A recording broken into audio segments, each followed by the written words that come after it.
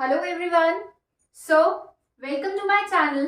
Today we are going to start with chapter number 8. आज हम chapter number 8 से start कर रहे हैं, वो भी history का. Chapter number 8 is all about women, caste and their reforms. अब क्या है women? Women की हालत क्या थी during 18th and 19th century? इस सारे पीरियड में women के साथ क्या क्या हो रहा था और उसके लिए कौन कौन से रिफॉर्म्स किए गए. दूसरा है कास्ट सिस्टम. इतना प्रेवलेंट था हमारी कंट्री में कि हर कोई जकड़ा हुआ था उस कास्ट सिस्टम में. आज भी वही है, बट बहुत सारे चेंजेस आ चुके हैं, बहुत सारे रिफॉर्म्स आ चुके हैं. अब तो कास्ट सिस्टम कहीं कहीं रह गया है. Almost caste system is being abolished.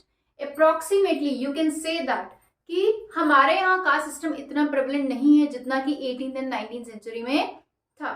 तो उसके लिए रिफॉर्म्स किए गए बाय द डिफरेंट पीपल. अब हम उन लोगों के बारे में जानेंगे और कौन कौन से रिफॉर्म्स किस किस पर्सन ने स्टार्ट करें. पहले वुमेन के बारे में पढ़ते हैं. Let us start with the women.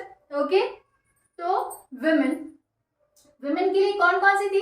पहले जब वो विडो हो जाती थी तो उसका सती कर दिया जाता था. सती सिस्टम था.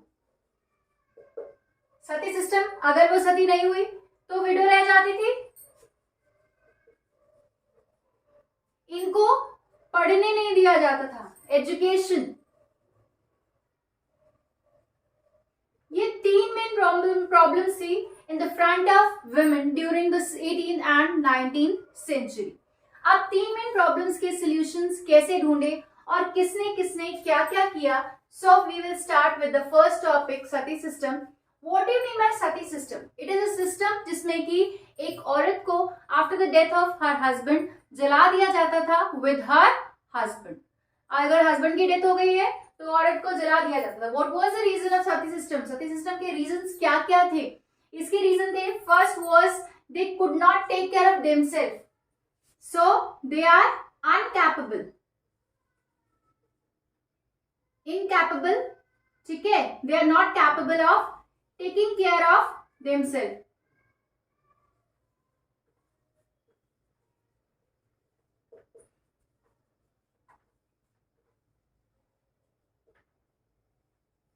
वो अपना ध्यान नहीं रख सकती थी. दूसरा क्या कारण था? That they could have the negative impact on the society.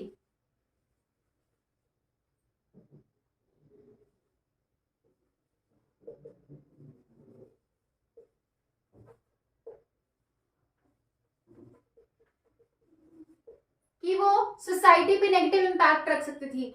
जैसे कि अगर कोई औरत विडो है और वो सोसाइटी में रहेगी तो वो सोसाइटी को गंदा कर देगी. वो अब इधर उधर घूमेगी, लोगों से हंस हंस के बातें करेगी. So that is not good for the society. वो लोग ये सोचते थे. Third was that the widow is not is a burden on the family. वो चाहे किसी की भी फैमिली है, चाहे विडो की खुद की फैमिली है, वो भी उसको बर्डन समझते थे और विडो के इनलॉज भी उस विडो को बर्डन ही समझते थे. तो इन सबसे फाइट करने के लिए बहुत सारे रिफॉर्मर्स आए. उनमें से एक थे, दैट वाज राजा राम मोहन रॉय.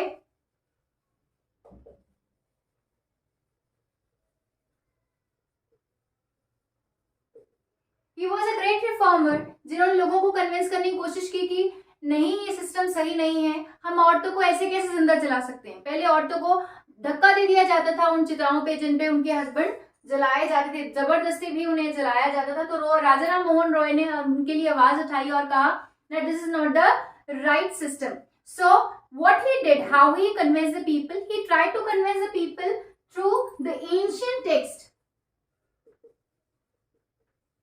अब एंशियंट टेक्स्ट क्या है हमारे पास? These are the Vedas, Puranas. जो भी हमारे पास जितनी भी चीजें हैं, पुराने जितने भी टेक्स्ट हैं हमारे पास, जितने भी उपनिषद हैं, उन सबको उन्होंने खंगाला, उनको खोलना शुरू किया. They started reading all of them and they came to the conclusion that it was not prevalent previously and during the Vedic period also. Vedic age में ये सारी चीजें नहीं थी. And he gave the reference of Ramayana and महाभारता.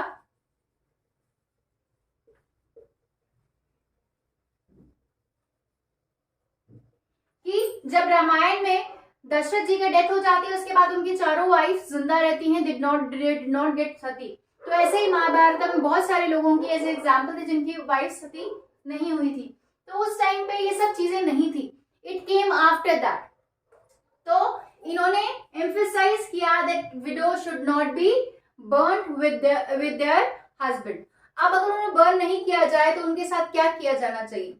उन लोगों को एक सपोर्ट सिस्टम दिया जाना चाहिए ताकि वो अपनी लाइफ फ्रीली जी सकें।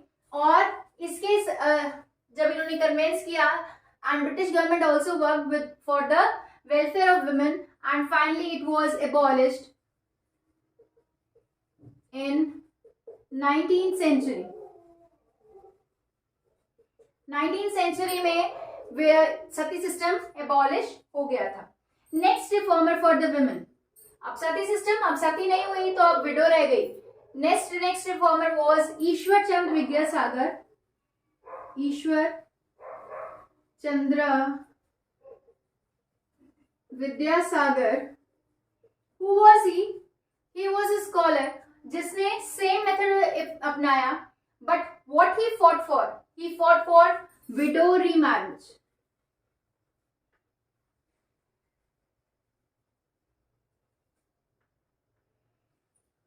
So what he fought for? He fought for widow remarriage. इन्होंने widow remarriage के लिए fight किया with the same method of finding out the reference from the ancient text. इन्होंने भी ancient text को निकाला और दोबारा देखा कि उसमें कहाँ पे मेंशन किया गया है that widow got married, remarried. तो इसमें आपको अगर हम इसके बारे में बात करें तो इन्होंने बहुत सारे एंशियंट टेक्स्ट को खंगाला, तो उसमें कौन से थे?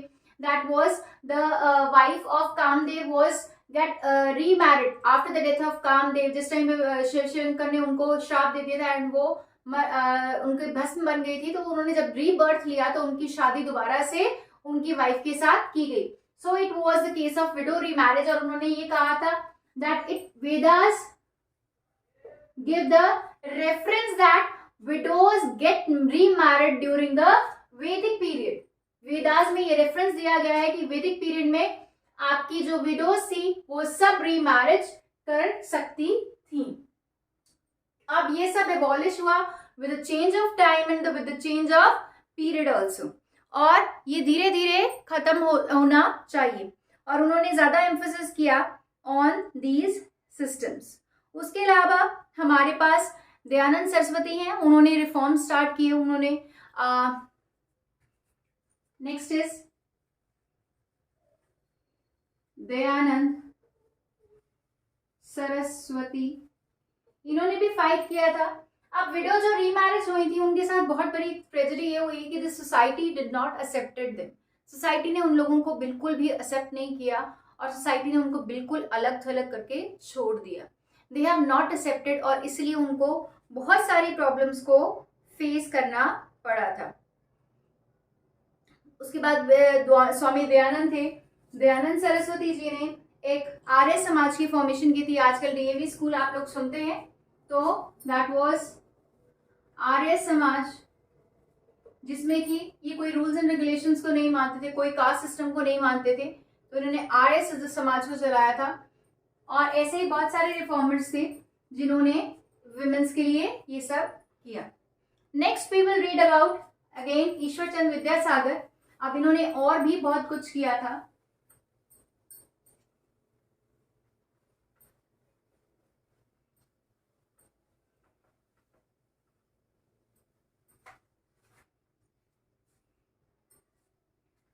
अब ईश्वर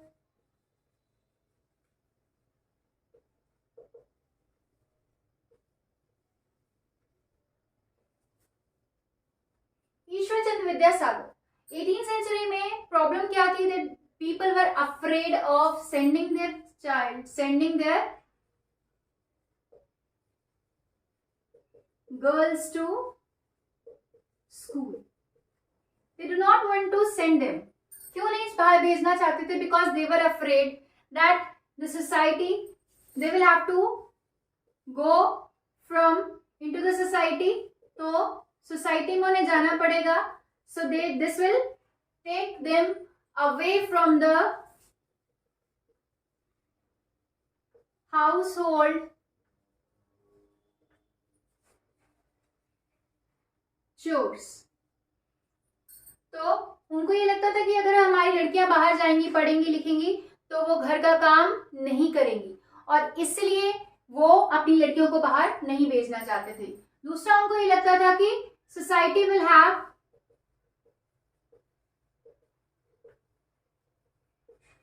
negative impact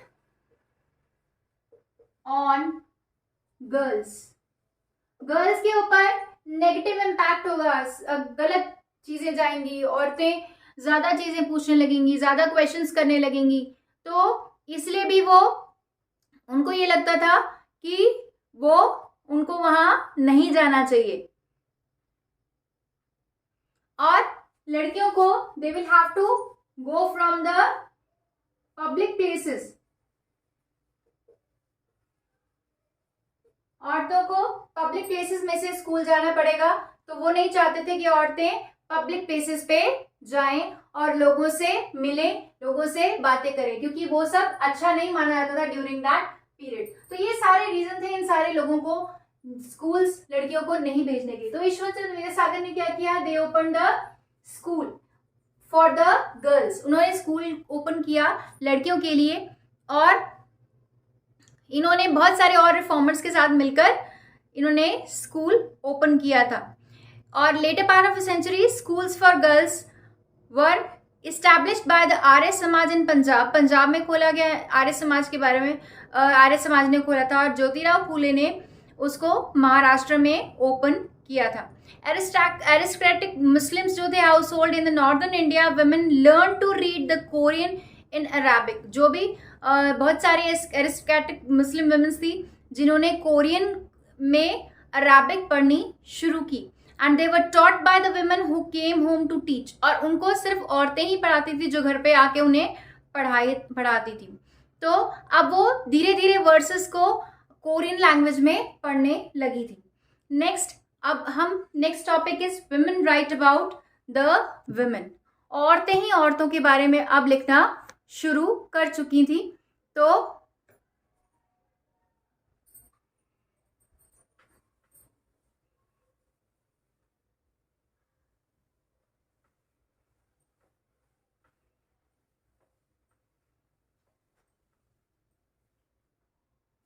now next topic is women right about women.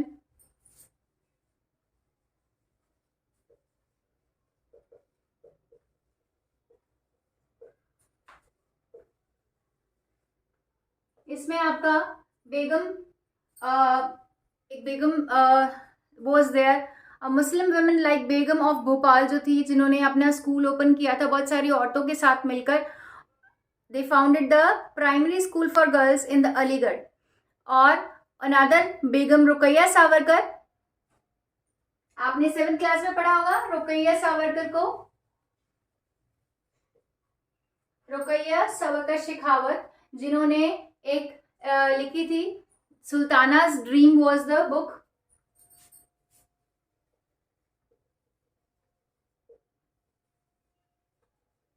उनका एक ड्रीम लैंड था, और उस बुक में क्या था, that women are riding the they are driving the aeroplanes, they are flying the aeroplanes, they are driving the cars, और वो ये सारे काम कर रही हैं जो कि आदमी करते हैं, and men are sitting in the home and the burqas, और उन्होंने बहुत बेबाक तरह से अपनी बातों को लिखती थी।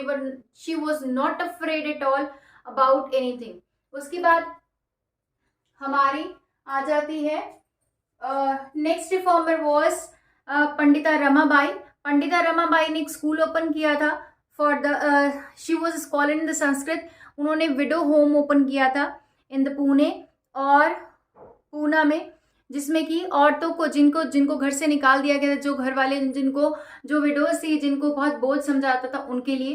And there was one more writer, Tarabai Shinde,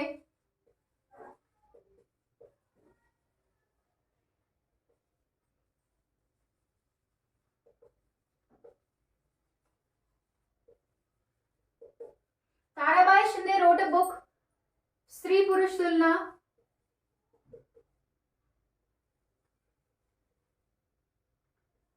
इसमें स्त्री पुरुष तुलना में लिखा हुआ था कि कैसे ब्राह्मण समाज में भी औरतों के साथ सेम ही व्यवहार होता है, इससे कोई फर्क नहीं पड़ता आप किस समाज से बिलोंग करते हो।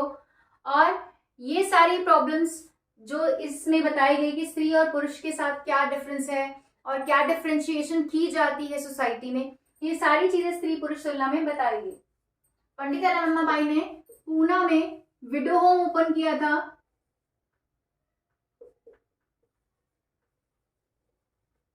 ठीक है, तो ये सारे रिफॉर्मर्स हैं। अब प्रॉब्लम कहाँ आई, जो बहुत ज्यादा रूढ़िवादी लोग थे, जिनको जो लोग चाहे वो किसी भी कास्ट से बिलोंग करते थे, चाहे वो किसी भी रिलीजन से बिलोंग, जो ये नहीं चाहते थे कि औरतें बराबर का दर्जा पाएं, उनके लिए बहुत बड़ी प्रॉब्लम अराइज हो गई थी। Now they wanted to what they wanted, they were against them. whom these people, जो ऊपर अभी तक हमने जितने भी लोगों के बारे में पढ़ा, वो सारे लोग ये फोकस करते थे कि औरतों को पढ़ाना चाहिए, उनको और सशक्त बनाना चाहिए ताकि ये ज्यादा से ज्यादा अपने सेल्फ डिपेंडेंट हो सके। बट ये प्रॉब्लम आ गई कि अब चाहे वो मुस्लिम था, चाहे वो हिंदू था, चाहे वो ब्राह्मण था, चाहे वो शूद्रा था, चाहे वो क्षत्रिय था, वो किसी भी कास्ट से उस टाइम बिलोंग करता था, but they wanted that this system should be stop. अब जो ये रेवोल्यूशन आ रहा है, रेवोल्यूशन जो है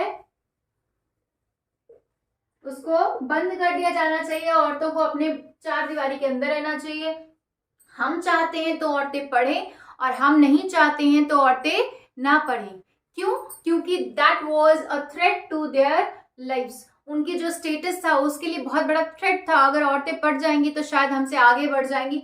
इस डर से भी इन लोगों ने ये सारी प्रॉब्लम, मतलब इनको सारी चीजों को फोकस करना शुरू किया। अब इन्होंने क्या कहना शुरू किया, that they are corrupting there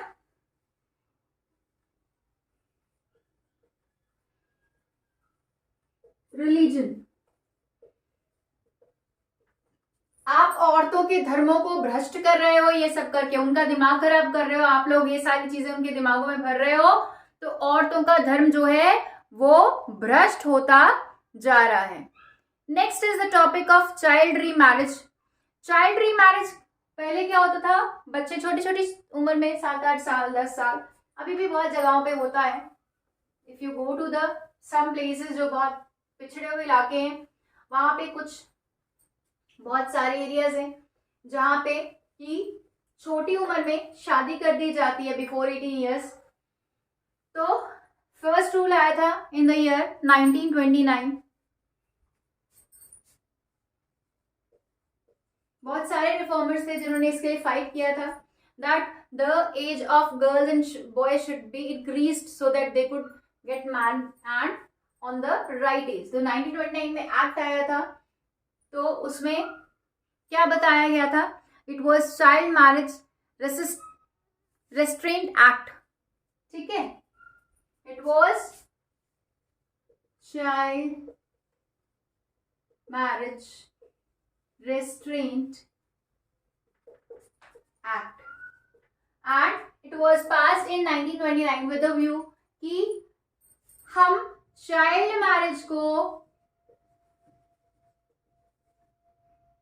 abolish करेंगे। ठीक है, और इसमें क्या फिक्स किया, boy should be of 18 years and girl should be of 16 years of age when they are getting married. But it was not followed that much strictly as it is followed right now. अभी भी इतना follow नहीं किया जाता, और इसके बाद 1947 में इसको दोबारा अमेंड किया and the age was changed. And recently another amendment came to India and again the date is going to get changed. So next topic we will read about caste and social reforms.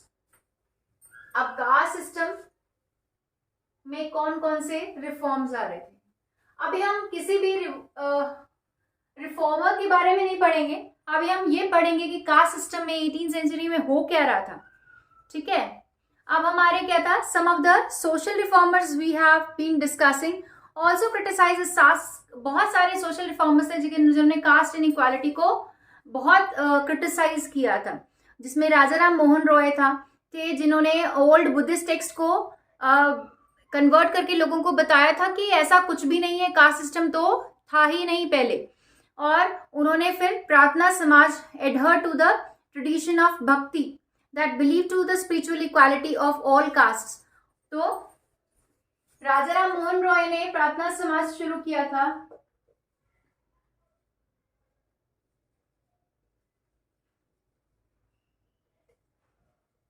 जिसमें कि इन्होंने कि सब all cast are equal, किसमें बताया गया था? प्रार्थना समाज में, ठीक है। और उसके बाद बहुत सारे रिफॉर्मर्स थे। तो इन बॉम्बे द परमहंसा मंडली was founded in 1840 to work for the abolition of caste। उसके बाद परमहंस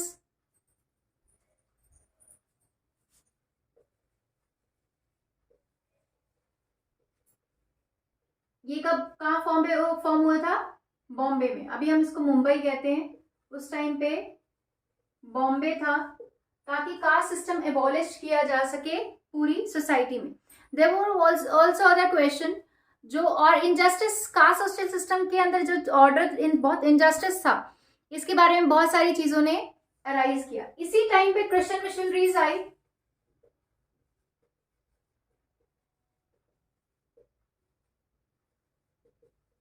क्रिश्चियन मिशनरीज ने फोकस किया एबोलिशन ऑफ कास्ट सिस्टम, और इसीलिए बहुत सारे लोगों ने क्रिश्चियनिटी को अपनाना शुरू किया, और ये लोग कन्वर्ट हो गए इनटू द क्रिश्चियनिटी। जो लोअर कास्ट के लोग थे वो सब क्रिश्चियनिटी में कन्वर्ट हो गए, ताकि उनको कास्ट सिस्टम से आजादी मिल जाए। और इसी टाइम पे क्रिश्चियन मिशनरीज के आने के साथ साथ और क्या था? डेवलपमेंट हो रही थी, नई नई सिटीज, न्यू सिटीज जो थी वो फॉर्म होती जा रही थी। तो लोग अपने अपने गांव से निकल के, ताकि वो एक विशेष सर्कल, मैं तो फंस गया हूँ विशेष सर्कल में, मेरा बच्चा इस विशेष सर्कल में ना फंसे, तो जब मैं उसे बाहर निकालना चाहूंगी तो what I will do, I will focus on this thing, I will try to come out of my home and they went to the cities. Cities में ही चले गए। अब यहाँ पे इन्होंने अपना पुराना ट्रेडिशनल वर्क छोड़कर अब बहुत सारे और नए काम शुरू हुए थे इन द सिटीज। जैसे नए नए घर बने, तो घर बनाने के लिए उनको कौन चाहिए थे? उनको मेसन्स चाहिए थे, उनको कुलीस चाहिए थे, उनको डिगर्स चाहिए थे, कैरियर्स चाहिए थे, स्वीपर्स चाहिए थे, प्लैंक्वेंस चाहिए थे, बैरियर्स चाहिए थे, उनको रिक्शा पुलर्स चाहिए थे। तो ये लेबर कहाँ से आया? ये सारे विलेजेस जो लो कास्ट पीपल थे, जो लो कास्ट के जितने भी लोग थे, वो सब यहाँ पर आके काम करने लगे। कुछ लोग जो थे असम में, कुछ लोगों ने जाके असम में चले गए, कुछ लोग असम में जाके टी प्लांट्स, आपको पता है ना टी बागान है, टी प्लांट्स असम में और मॉरिशस में, यहाँ पे भी बहुत सारे लोग गए थे हमारी कंट्री से काम करने के लिए, ताकि उन्हें ये लो कास्ट, ये जो कास्ट सिस्टम है, इससे ये अपने आप को छुड़वा सके। क्यों? क्योंकि उनको एक अपॉर्चुनिटी लगती थी, ताकि वो अपर कास्ट से छूट जाएंगे and they will do the rest of their work.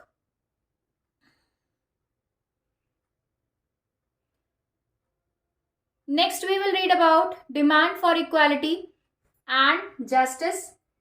अब अभी तक हमने पढ़ा, जितना भी पढ़ा, आई होप आप सबको समझ आया होगा। अगर किसी को किसी भी चीज में, कोई भी टॉपिक में कोई प्रॉब्लम आती है, you can write in the chat, in the comment कि आपको कोई टॉपिक समझ में नहीं आया, तो मैं दोबारा आपको वीडियो बना के जरूर भेजूंगी। और आपको अगर इसके बारे में इलैबोरेट वीडियो चाहिए, तो एक एक टॉपिक की एक आधे घंटे की वीडियो बन सकती है, बट फॉर एग्जाम पर्पस इसलिए मैं शॉर्ट सी वीडियो बना रही हूँ, ताकि जिन बच्चों ने को क्रक्स चाहिए कि क्या क्या इंपॉर्टेंट पॉइंट्स हैं, कहाँ कहाँ हैं, तो वो सारे क्रक्स उन लोगों को मिल जाए। तो बहुत सारी जातीज आई थी वहां से, जिन्होंने सेकेंड वर्ल्ड वॉर के टाइम पे क्या हुआ, जो मोची बनाने, जो जूते बनाने वाले लोग थे, उनकी बहुत डिमांड बढ़ गई थी। ठीक है, तो अब प्रॉब्लम ये आ रही थी कि बहुत कम लोग थे जो ये शूज बनाते थे। अब ये लोग, जब इनकी डिमांड बढ़ी, इनके शू की डिमांड बढ़ी, तो इनका जो प्रॉफिट था वो मार्जिन भी इंक्रीज हुआ। तो ये लोग बहुत ज्यादा अमीर भी उस टाइम पे हो गए थे। तो ये लोग कौन थे? These were the Madigas. ठीक है, उसके बाद बी आर अम्बेडकर ने बहुत सारा इन लोगों के लिए काम किया था। जैसे आपने B are Ambedkar 7th class में पढ़ा होगा। बी आर अम्बेडकर ने आपने पूरा बताया हुआ है कि मैं जब क्लास में जाता था तो मुझे क्लास में उन बच्चों के साथ नहीं बैठने दिया जाता था, मुझे बाहर बैठाया जाता था, मेरे से टॉयलेट स्क्रीन कराए जाते थे, मेरे से सारा काम, वो सारी चीज़ें उन्होंने लोगों के लिए किया। उसके बाद जब जिस टाइम पे कॉन्स्टिट्यूशन लिखा गया तो उन्होंने पूरा सपोर्ट किया उन कास्ट को जिस कास्ट से वो बिलोंग करते थे। Next topic is demand for equality and justice.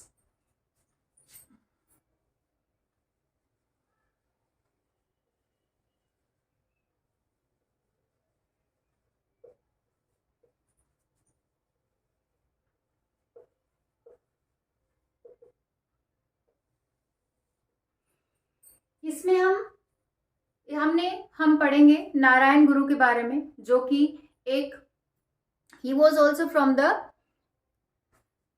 low caste. He was from the Satnami movement of Central India was founded by the Ghasidas who worked among the leather workers. Ghasidas ने शुरू की थी Satnami movement. उसके बाद हम जब आते हैं, हम नारायण गुरु के बारे में पढ़ते हैं, तो in East Bengal, Haridas Thakur sect worked among the Chandal cultivators. Haridas question the Brahmins text. Haridas ने बहुत सारे टेक्स्ट को पढ़ा और उन्हें क्वेश्चन किया कि ऐसा क्यों है कि ब्राह्मण्स हमेशा फर्स्ट प्लेस पे प्लेस किए जाते हैं और हम लोगों को नीचे। हमने तो ऐसा कुछ नहीं किया, ना ही हमारा कसूर है कि हम यहाँ पे पैदा हुए हैं, जिस भी कास्ट में या किस भी जगह पे हम पैदा हुए हैं। सो अब हमारा इसमें कोई भी कसूर नहीं है। तो in what is the present Kerala in Guru. So Narayan गुरु, हम मेनली यहाँ पे नारायण गुरु के बारे में पढ़ेंगे। Narayana Guru from Kerala and from Ezhava. He was from Ezhava caste, और इजावा उस टाइम पे उनकी जो लो कास्ट मानी जाती थी। इजावा कास्ट जो थी वो बहुत लो कास्ट थी, और इस कास्ट में इन लोगों को इक्वल स्टेटस नहीं था। तो इन्होंने लोगों को समझाया कि we are also the human being, we should also have the equal right in the society, हमें भी बराबर के अधिकार मिलने चाहिए। और उन्होंने एक स्लोगन दिया था, औरु जाति औरु मातम औरु देवम मनुष्यम, मतलब one cast one religion one God for human kind. एक कास्ट होनी चाहिए, one cast one religion one God for human kind. कि ह्यूमन काइंड के लिए एक कास्ट होनी चाहिए, एक रिलीजन होना चाहिए, और एक ही भगवान है। सबकी एक ही कास्ट है, क्योंकि भगवान ने अगर अलग अलग बनाना तो सबको अलग अलग बनाते। और सबका एक ही रिलीजन है, क्योंकि भगवान होता है। इससे फर्क नहीं पड़ता आप किस रिलीजन से बिलोंग करते हो, अगर आप भगवान को मानते हो तो वो भगवान ही है। और सबका एक ही, हम सब एक इंसान है, तो इंसानियत के हिसाब से हम सब एक ही हैं। all these sects were founded by the leaders who came from the non-Brahmin caste। और जो लोग जिन्होंने जो नॉन ब्राह्मण कास्ट थे, उन सब ने ये सारे सेक्ट्स को फाउंड किया था। And worked among them, they tried to change those habits of practice which provoke the. और बहुत सारे लोगों ने इनके जो जितने रिफॉर्मर्स थे इक्वालिटी के लिए, जिन्होंने फाइट किया, Most of them were non-Brahmins. Although few of them were Brahmins, but most of them were non-Brahmins who fought for the equality of the people.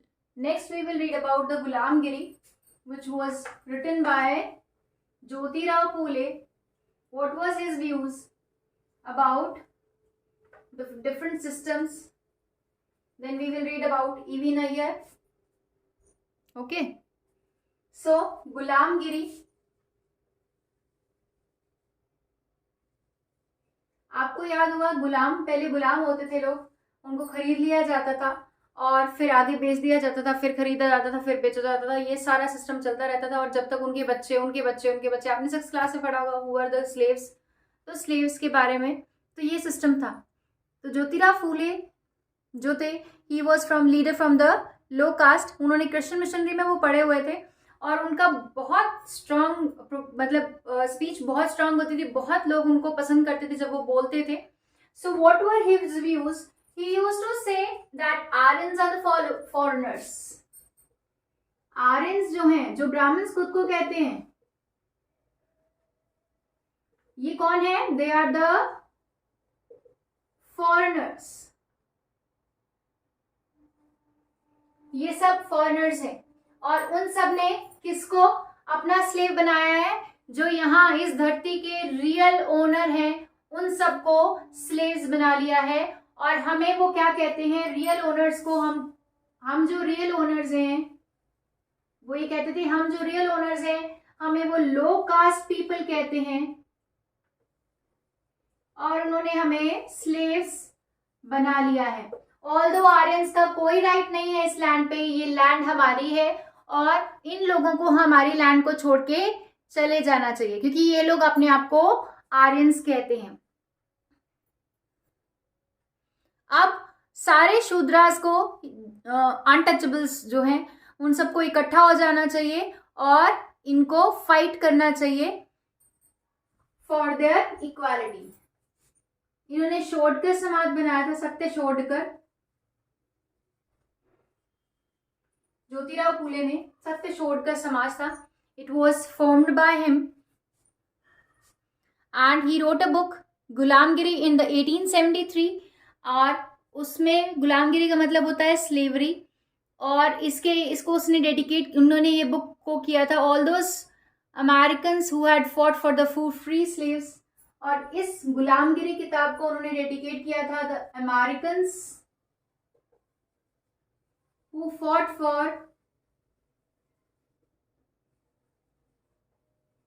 free slaves, slaves को आजाद करने के लिए जिन Americans ने fight की थी, उन लोगों को इन्होंने इस बुक को डेडिकेट किया था जो इन्होंने गुलामगिरी लिखी थी।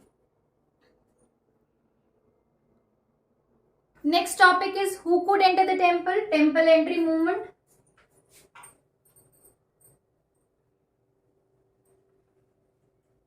This movement was started by B.R. Ambedkar और ये 1927 से 1935 के बीच में बहुत सारे मूवमेंट किए गए। 1927 से 35 के बीच में it was done by B.R. Ambedkar to show the unity, to show the power of these people, low caste people, you can say that.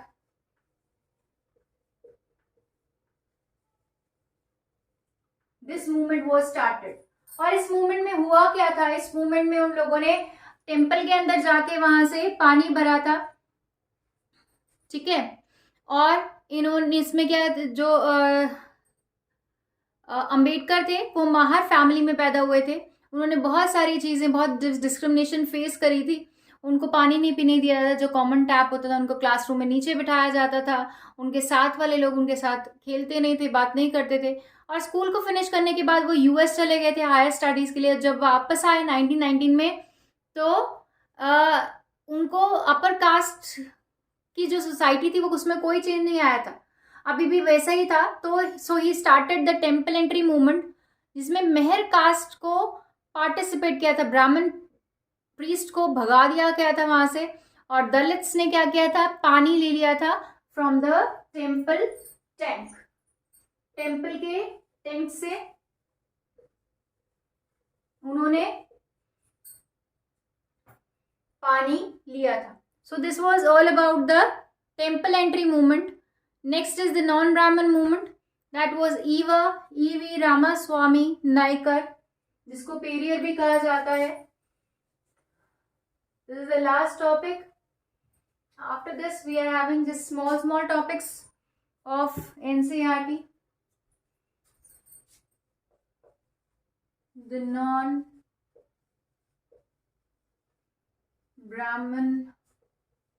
Movement. आपको इस नाम से ही पता चल जाएगा नॉन ब्राह्मण मूवमेंट की ब्राह्मण्स को भगा देना चाहिए यहाँ से. यहाँ पे इन लोगों ने बहुत ज्यादा डिस्क्रिमिनेशन पैदा कर रखी है, इन लोगों को हटा देना चाहिए, इसका सारा मतलब था. EV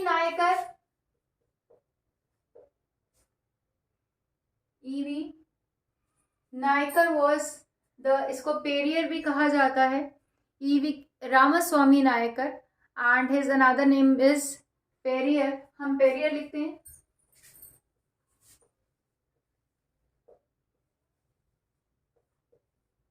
Perrier was the member of INC, as you might have known, International Congress.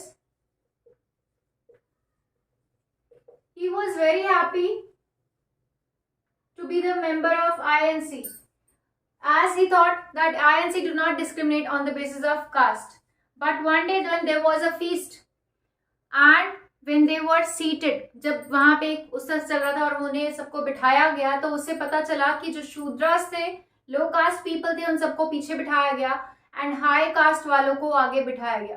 Eight that time he was very much disappointed. वहां पे उस टाइम पे बहुत डिसअपॉइंट हो गए. And what he did, he resigned from the Congress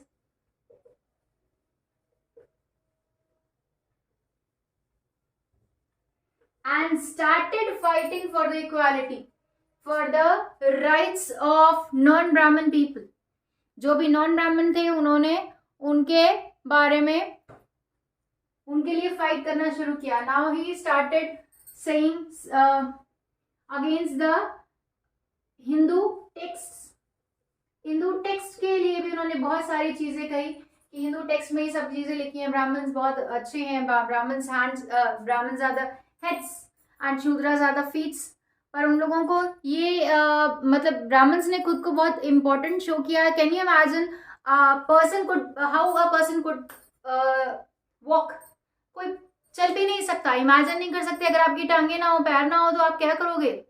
you are helpless. तो each and every part of the body is important. It is not the importance of head और hands, but Brahmins made it important कि brain बहुत important है, brain से सब कुछ चलता है. हैंड्स हो नहीं हो, लेग्स हो नहीं हो, डजंट मैटर्स. तो उसके बाद उन्होंने बहुत सारी स्पीचेस दी, बहुत सारे उन्होंने लिखा, बहुत कुछ लिखा लो कास्ट के लोगों के लिए. और उन्होंने लोगों को बताया कि आपको दोबारा से सोचना चाहिए, अपने लिए फाइट करना चाहिए, अपने लोगों के लिए फाइट आपको करना चाहिए. हिंदुइज्म में सिर्फ कास्ट सिस्टम नहीं है, कास्ट डिस्टिंक्शन नहीं है, आपको बहुत सारी और चीजों के लिए भी फाइट करना पड़ेगा. Next is the last topic. This is the end of the topic. So पहले हम ब्रह्मो समाज के बारे में पढ़ेंगे. ब्रह्मो समाज मैंने आपको बताया था, इट वॉज फाउंडेड बाय राजा राम मोहन रॉय, और इसमें वो लोग भक्ति पे फोकस करते थे और कास्ट सिस्टम इसमें माना नहीं जाता था. और बहुत सारे लोग जो इसके मेंबर्स थे वो क्रिटिसाइज करते थे कास्ट सिस्टम को. Next is Derozio and young Bengal movement. It was started in Bengal by Derozio. Who was Derozio? Derozio was a lecturer, और वो अपने कॉलेज में अपने यंग स्टूडेंट्स को क्या बोलते थे कि जब भी आप किसी भी रिचुअल को फॉलो करते हैं तो you should ask the question why this ritual is there in our society, so that you could know about the reasons, and if there is no reason you should not follow that particular ritual. Next is Swami Vivekananda. अब स्वामी विवेकानंद के क्या है? स्वामी विवेकानंद बहुत important personality है हमारे India की. Swami Vivekananda, he has founded the Ramakrishna mission on the name of his गुरु रामकृष्ण परमहंसा। और स्वामी विवेकानंद का रियल नेम वॉज नरेंद्र नाथ दत्त। एक बार वो अपने कॉन्फ्रेंस के लिए गए थे शिकागो इन द ईयर 1893 और वहाँ पे उन्होंने अपना बहुत अच्छी स्पीच दी थी और उसको सुनने के बाद न्यूयॉर्क हर्ल्ड रिपोर्टर ने कहा था, अब हमें ऐसा फील होता है कि हमने क्रिश्चियन मिशनरीज को, उस नेशन को, हम बहुत बड़े बेवकूफ़ थे कि हमने उस नेशन को पढ़ाने के लिए भेजा क्रिश्चियन मिशनरीज को जो पहले से ही जिसके पास इतना वास्ट रिलीजियस लिटरेचर है। स्वामी विवेकानंद ने मेनली फोकस किया था कि आपको पर्सनल इश्यूज को छोड़कर आपको अपने देश की आजादी के लिए फाइट करना पड़ेगा so that you could get the freedom. आपको अपने हाउस होल्ड इश्यूज को छोड़ के, अपने घर की प्रॉब्लम्स को छोड़कर, घर की प्रॉब्लम ये कास्ट सिस्टम, अपने भाई से भाई लड़ रहा है, रिलीजन में भाई से भाई लड़ रहा है, तो उसको छोड़ के किस चीज पे फोकस करना चाहिए? We should focus on the nation. हमें अपने पूरे देश के बारे में सोचना चाहिए और हमें फाइट करना चाहिए। उनको सबसे ज्यादा प्रॉब्लम ये थी कि लोग दुखी इस बात से थे कि लोग कितने गरीब हैं, कितने लाचार हैं हमारे देश में, और हमें अपनी आज़ादी के लिए एक साथ मिलकर लड़ना चाहिए अगर हम इन सारी चीज़ों से छूटना चाहते हैं। उसके अलावा बहुत सारे समाज ओपन करे गए थे in the different parts of the country. इसमें से एक था अलीगढ़ मूवमेंट।